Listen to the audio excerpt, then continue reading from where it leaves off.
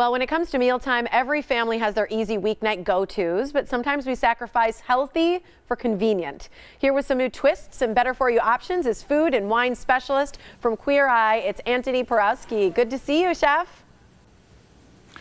Good to see you. I'm glad that you mentioned healthy and convenient, as this misconception that both of them are mutually exclusive, but you can have both. And I'm here to prove to you that you can. I like that. I know that you're very committed to upgrading the family's mealtime, doing those kinds of things. And one thing that I know that you absolutely love adding in is seafood. So I wonder, how you think we should do that and why you think that's so important. Yes.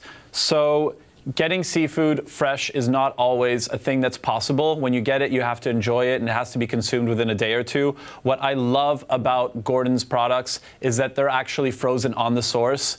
Yes, it's good because it preserves nutrition, but more importantly for me, selfishly, it actually makes your seafood taste better.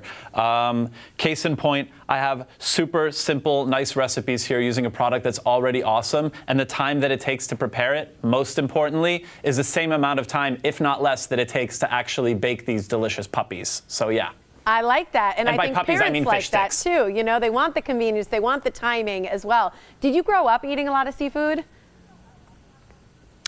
I did. My very favorite, actually, why I'm particularly excited and giddy, is because I first enjoyed these fish sticks, and they used to be made smaller. They're a lot bigger now, which I love.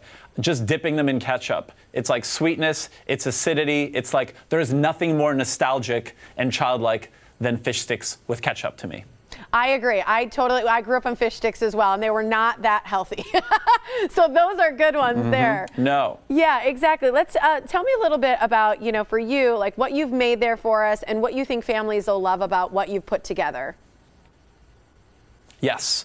So as I mentioned, the amount of time that it takes to prepare is not an excuse when people just say, I want to throw something in the oven and just have it be ready.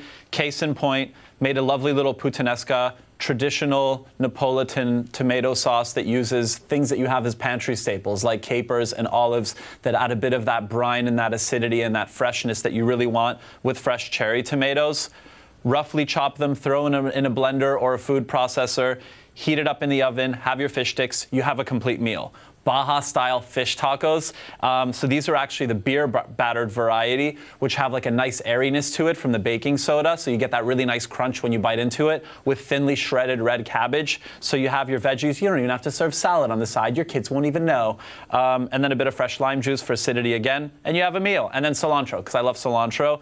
And finally, I was in New Orleans recently, and I'm super obsessed with Old Bay seasoning. So I took sweet potatoes instead of regular potatoes, toss them in with some Old Bay along with the fish sticks, spread them apart on your pan so you give them room to get really nice and crispy so that they're not too jammed on the pan.